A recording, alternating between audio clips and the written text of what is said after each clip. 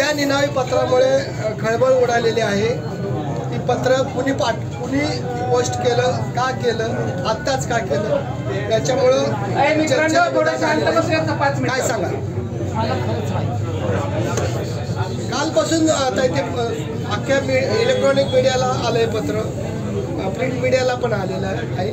पवार कुटुंबात त्यावेळेस राजेंद्र पवारांनी जर राजकारणात यायचं ठरवलं असतं, परंतु साहेबांनी त्यांना थांबायला सांगितलं म्हणून मी थांबलो असे राजदादा म्हणले.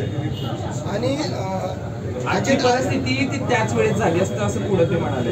असं वाटतं साधारणपणे पवार फॅमिली एक एकत्र कुटुंब आहे आणि जे जे महत्त्वाचे निर्णय होतात ते आम्ही सगळे एकत्र मिळून इतके वर्ष, म्हणजे मला जन्मापासून आठवत आहे, जेव्हापासून माझा जन्म झाला आहे सगळे मोठे निर्णय जेव्हा घरात होतात ते आमचं सगळं कुटुंब एकत्र ठेवून करतं. म्हणजे माझं उदाहरण मी तुम्हाला सांगते, माझं लग्न जेव्हा ठरलं तेव्हा माझे काका बापूसाहेब पवार हे सगळ्यात इन्व्हॉल्व होते. माझं कन्यादान प्रताप पवारांनी केलं आहे आणि माझ्या लग्नाच्या कार्डावर आप्पासाहेब पवारांचं नावावर ते कार्ड गेले.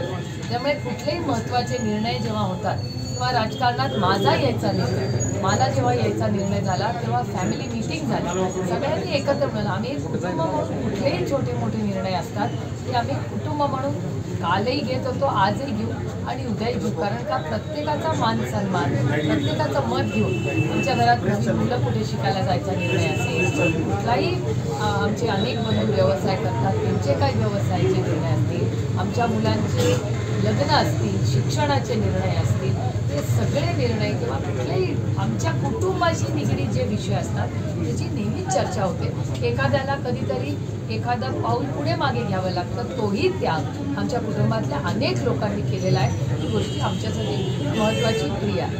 उद्धव ठाकरे, स्टॅलिन, ममता बॅनर्जी आणि सोनिया गांधी यांची नावं घेऊन शहांकडून घराणेशाहीवर प्रहार करण्यात आलाय. राजकारण करून कुटुंबाचं भलं करायचं म्हणून सगळेच जण आज एकवटले आहेत असं अमित शहा म्हणाले. एक गोष्ट ह्याच्यातून निघत होते की भ्रष्टाचार मुक्त आम्ही सगळे झालेलो आहोत. आधी आमच्यावर प्रहार फक्त भ्रष्टाचारावर व्हायचा, आज आम्ही भ्रष्टाचार मुक्त झालेलो आहोत. आमचे विरोधक आमच्यावर भ्रष्टाचाराचे आरोप करत नाही. तुम्हाला आठवत असेल राष्ट्रवादी काँग्रेसला नॅचरली करप्ट पार्टी म्हणायचा भारतीय जनता पक्ष, आज ते कुठलेही आरोप होत नाहीत, आमच्यावर घराणेशाहीचे आरोप करतात आणि ते आम्हाला मान्य आहेच मी घराणेशाही, पण भारतीय जनता पक्ष आणि त्यांच्या मित्रपक्षात कोण घराणेशाही नाहीये. आणि हेच उद्धवजी तुम्हाला जेव्हा तुमच्याबरोबर मित्रपक्ष होते तेव्हा घराणेशाही वाटत नव्हती.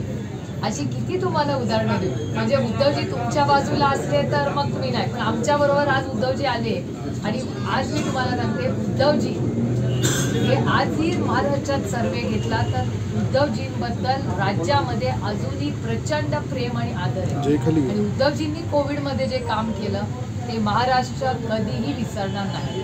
आणि आम्ही घराणेशाही, मी तर पार्लमेंटमध्ये बोलले की हो मी आहे घराणेशाही, काय त्याच्यात गैर?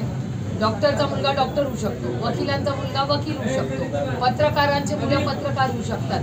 आम्ही लोकांच्या हातून प्रयत्न करतो आणि लोकांनी तो घराणे. आणि भारतीय जनता पक्षात काही कमी घराणेशाही आहे का?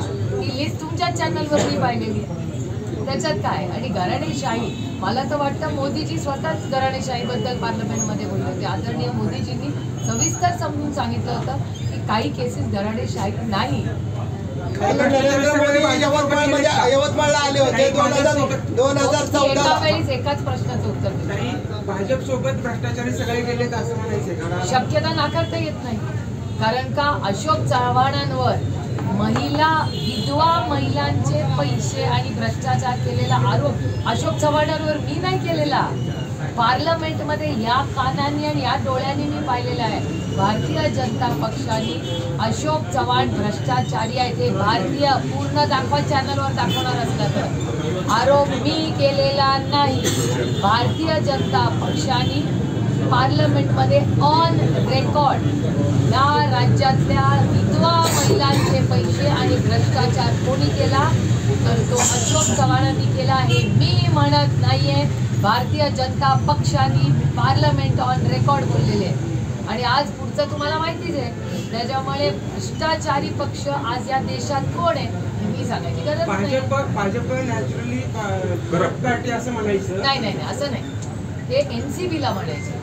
त्याच्यामुळे भाजपला करप्ट गमत नाही, भ्रष्ट जुमला पार्टी असं म्हणता येईल.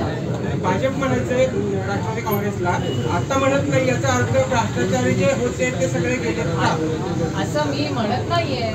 तुमच्या सगळ्या चॅनलचा आढावा करा, डेटा अनालिसिस करा. आर्टिफिशियल इंटेलिजन्स आज जोरात चाललंय. सगळा डेटा गोळा करा आणि भ्ष्टाचाराचा हिशोब कोणी कोणावर कसे आरोप केले, काय करेल, त्याचा सगळा एक अनालिसिस तुम्हीच करू बघा. हुशार आहात लोक. आता न होण्याचं कारण काय नेमकं? भ्रष्टाचारी म्हणत नाही. आता ह्याचं सगळ्याचं प्रश्नाचं उत्तर जे बोलतात ते करायला गेलं. मी कधीच कोणाला भ्रष्ट म्हणले नाही. मी आजपर्यंत माझे सगळे रेकॉर्ड करा. मी वैयक्तिक कुणावर टीका करत नाही. माझी लढाई वैयक्तिक नाही, माझी लढाई वैचारिक आहे. आणि माझी लढाई महाराष्ट्रात कुणाचीही नाही. माझी लढाई दडपशाहीच्या दिल्लीचा तख्त, जो महाराष्ट्राचा विरोध करतो, जो महाराष्ट्राचा द्वेष करतो, ज्याला महाराष्ट्राचं महत्त्व कमी करायचंय, ज्याला महाराष्ट्र संपवायचा आहे, अशा दडपशाही दिल्ली तख्ताच्या विरोधात मी लढते.